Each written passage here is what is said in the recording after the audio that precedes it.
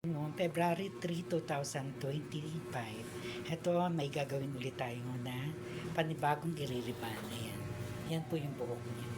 Kaplansyahin pa lang po yan. Ayan. Ayan. Kulot na kulot po yung buhok niya. Ayan.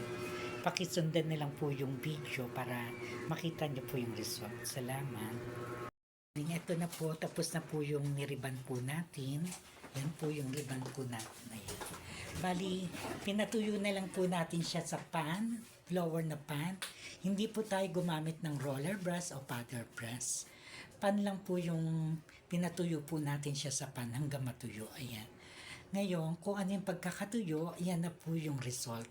Pwede na po siyang paliguang kinabukasan o kaya mamaya pag uwi niya, pwede na din po. Pwede na din po itali o itirintas.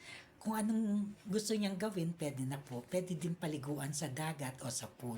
Kasi kagaya niya magsa-summer. Yan na po yung result. Nagtyaga po tayong patuyuin sa blower na pan. Kaya kita na po niya yung result.